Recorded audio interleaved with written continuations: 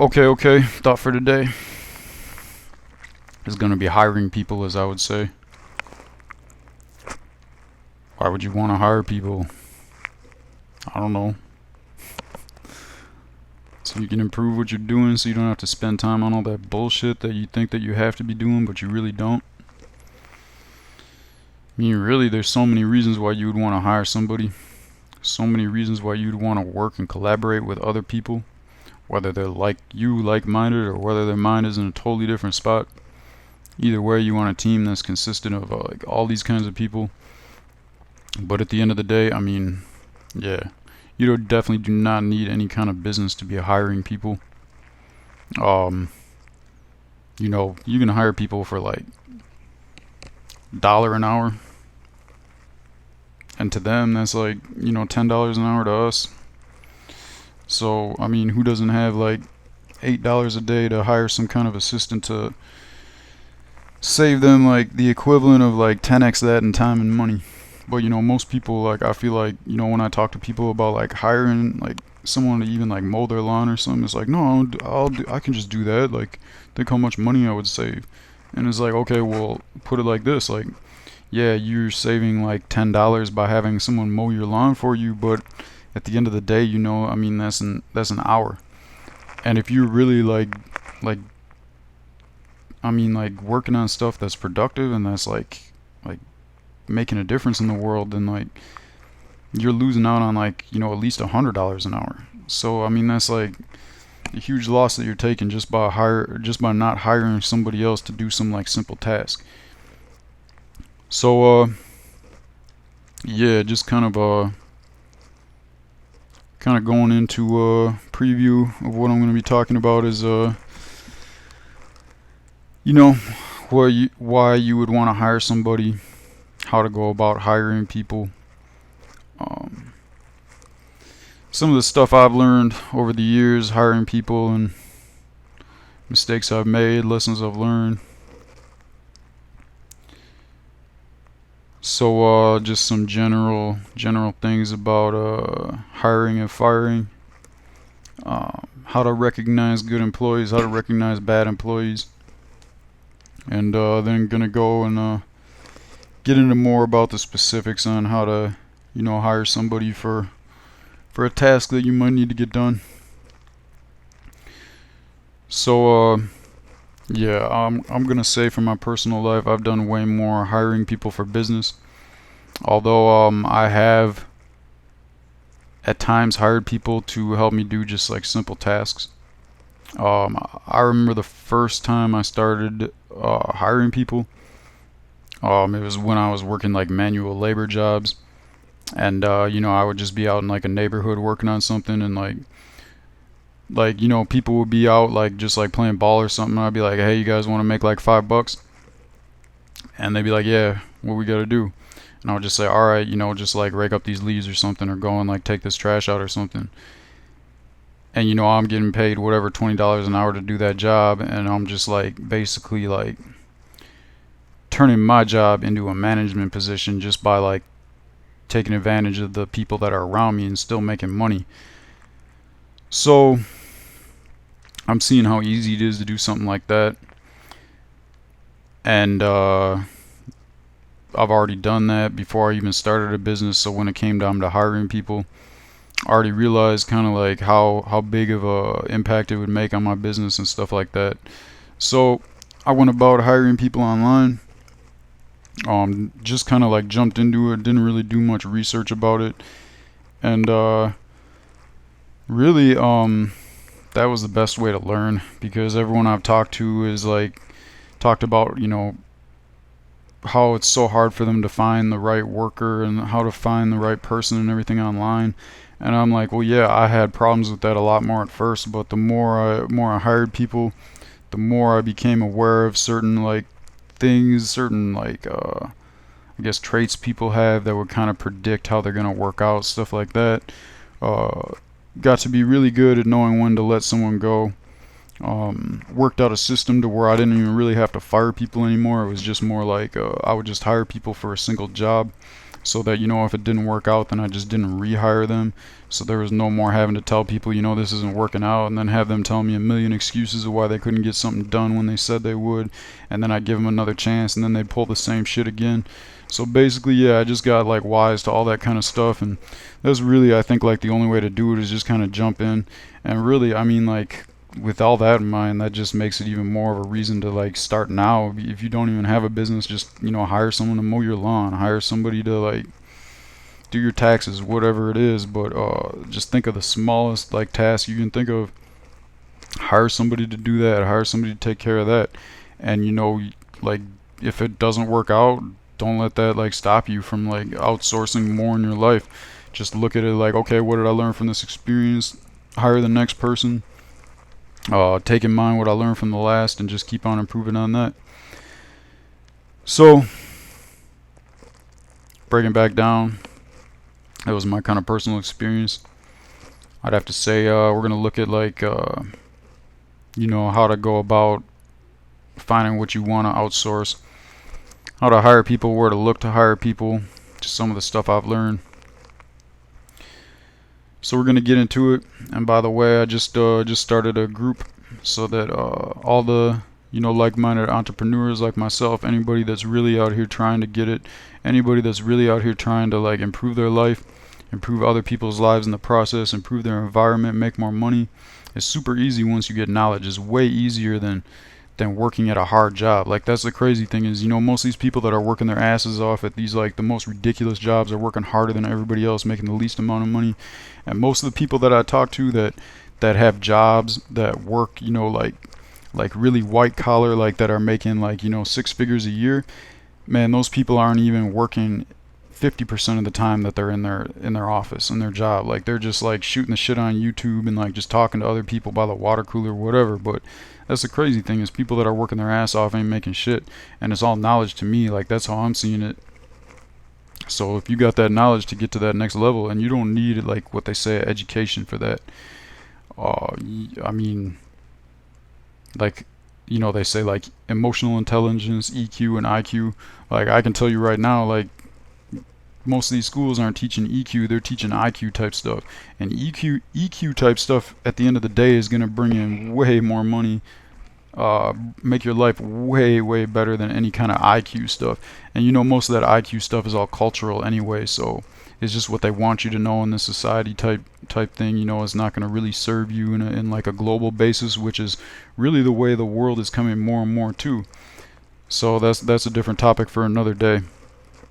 So yeah, gonna go into the first topic right now.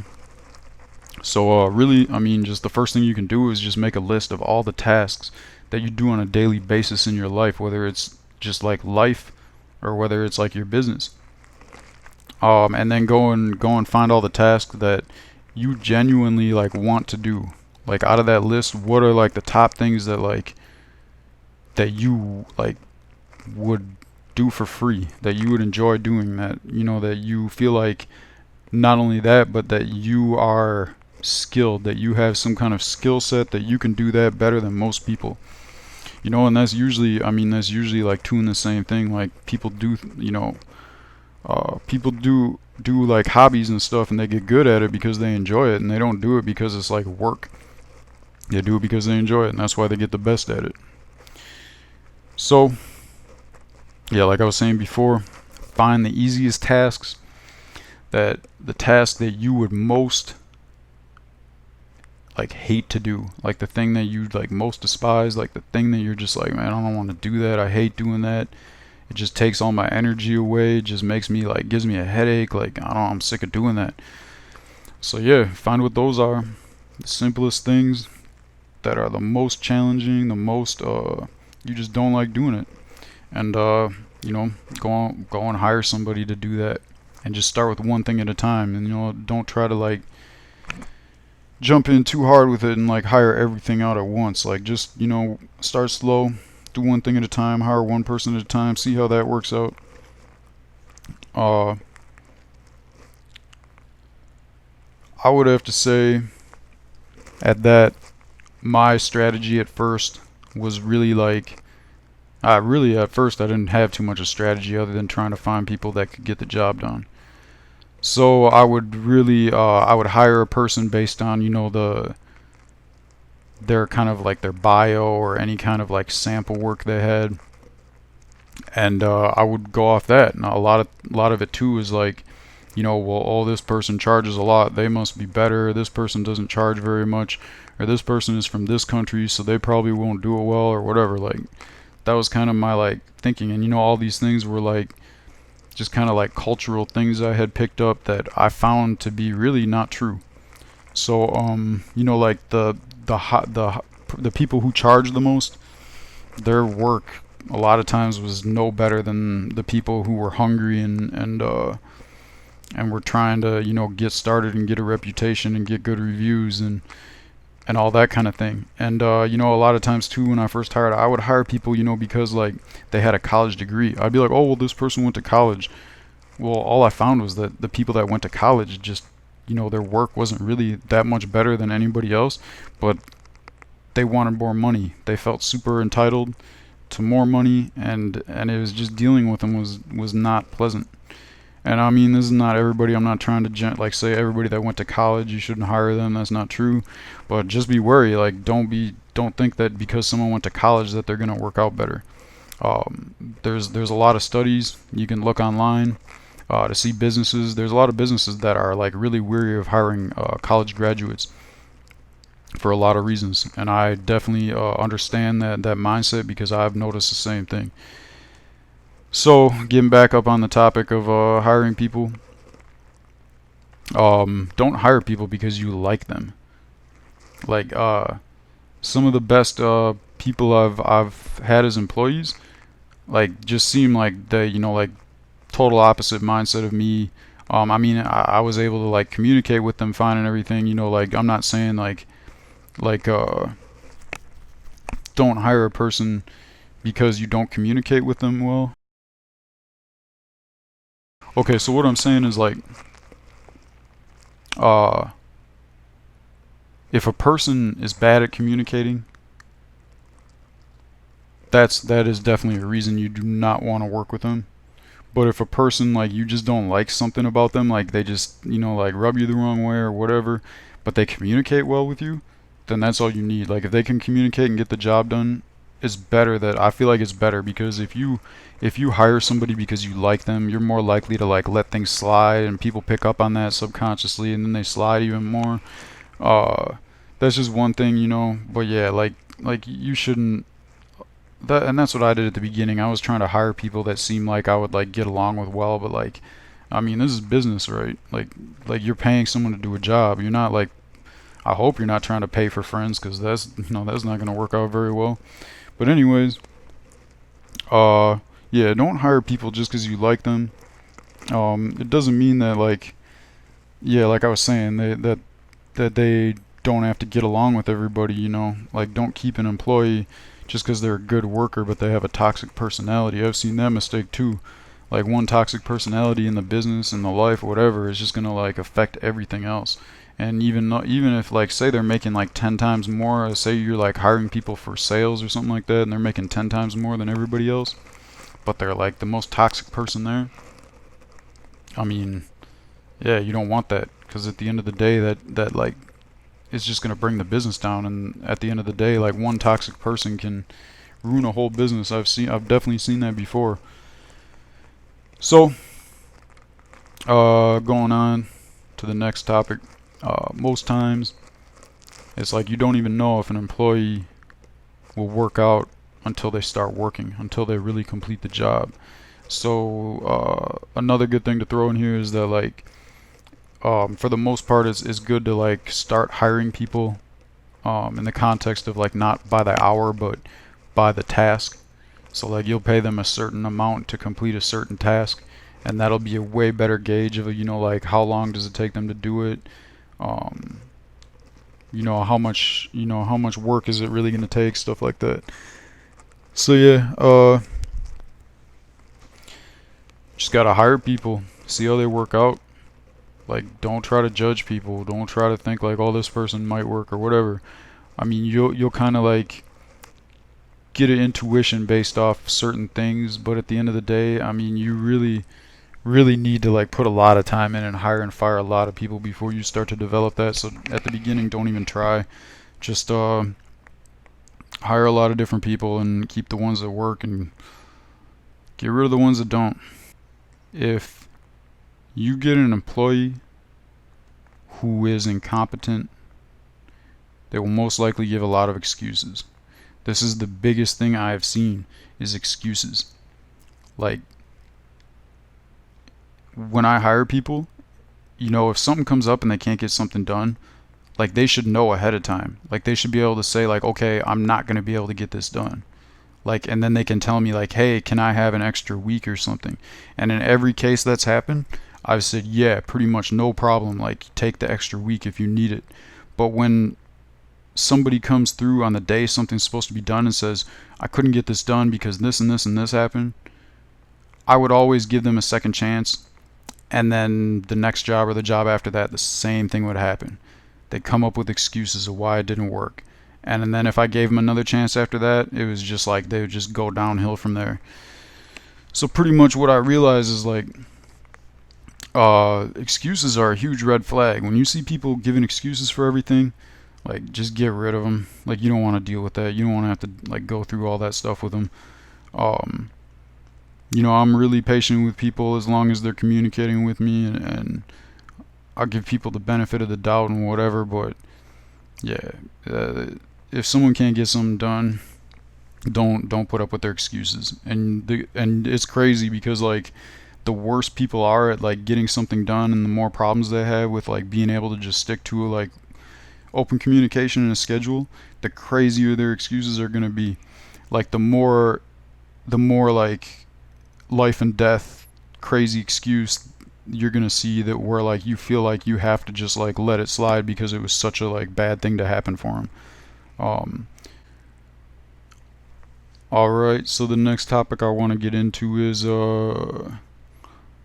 really like um hiring virtually over hiring traditionally, I would have to say.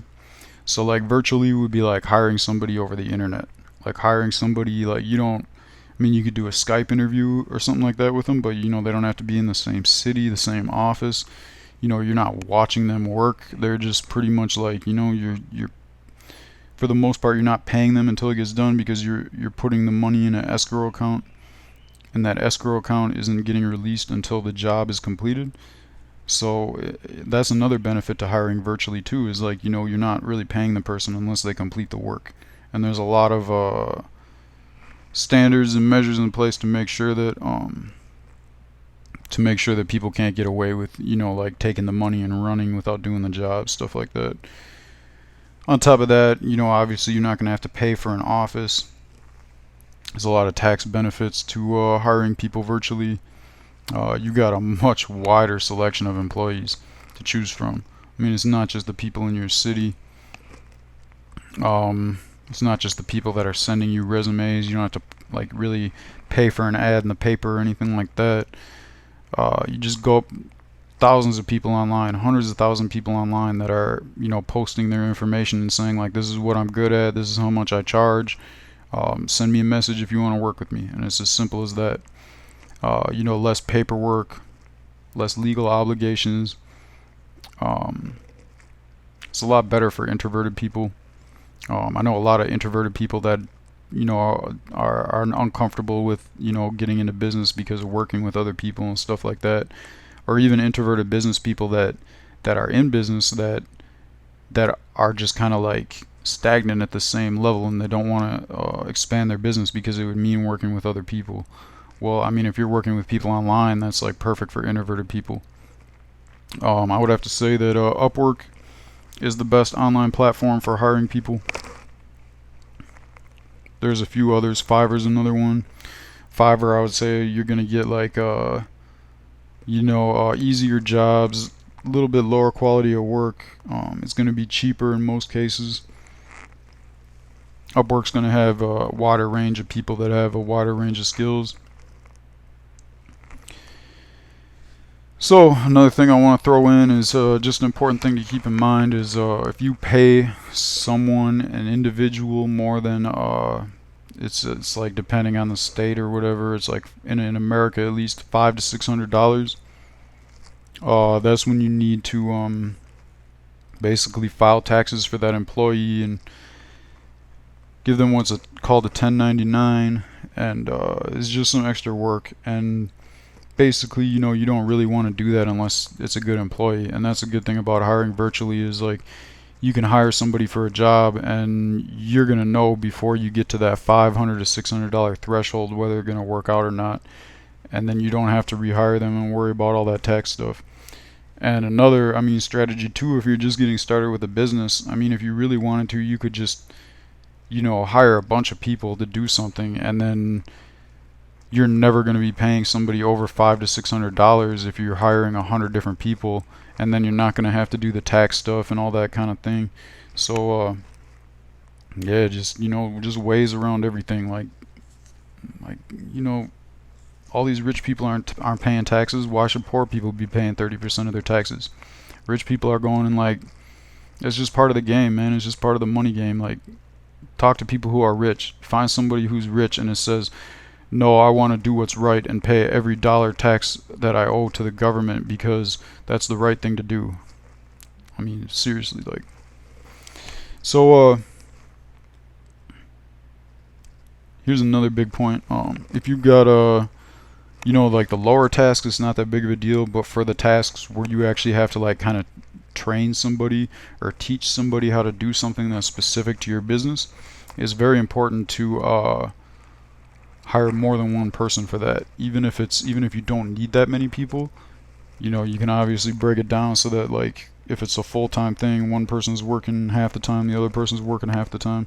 But the reason this is so that if one of them quits or doesn't work out or whatever, it doesn't work for you anymore, you have the other person so that they can train the new person that you hire, so that you don't have to go and retrain somebody every single time. You want people that can, in your team that can train other people about most of the like general stuff, and then you can just like, focus on the important stuff. And one last thing I want to say is when you do find a good worker, in my experience, it's kind of rare. Like I feel like in my experience, I went through way more. I would have to say like 80% of the people. So kind of like the 80-20 rule. 80% of the people that I hired did not work out. 20% of the people I hired were just like on point. Took care of everything perfect. Communicated very well and clearly. Did a like really good job. Like couldn't have asked for more. And those are the people that I realize like if you don't keep increasing their pay and make sure that they are like really comfortable working for you and that their needs are met and everything like that, they're gonna go work for somebody else every single time. Like somebody else is gonna realize how good of a worker they are, and they're gonna just offer them $1 more, and they're gonna be gone in a second. So you need to make sure that when you do find a good worker, that you reward them, that you keep them coming back, that you find a way to keep a culture of good employees there.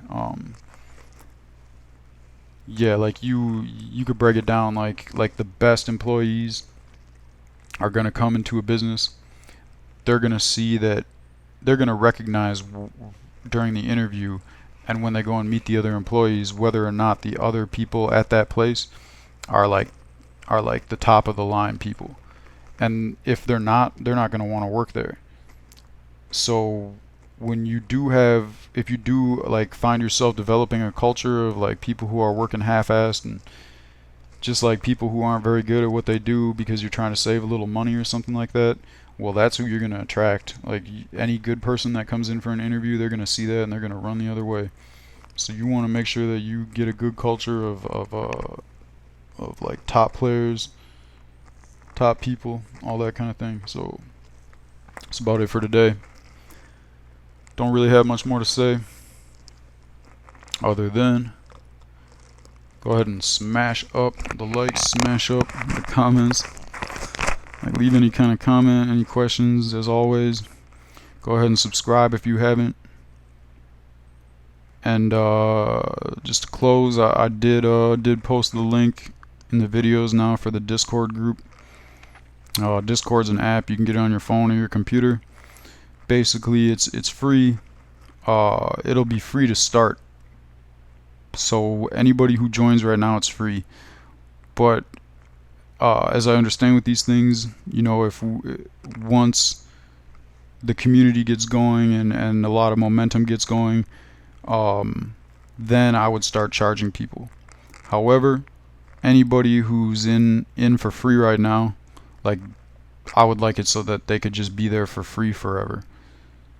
So yeah, you know, get in now. I'm gonna make different sections. Let me know if there's any kind of like topics that you want to be covered. Yeah, and just start building that group. Get better over time. So yeah, go ahead. The links in the description for the video. Hope you enjoyed the video. Hope you got some value from this. Hope you can take this and provide value to somebody else with it. And that's it. Have a good day.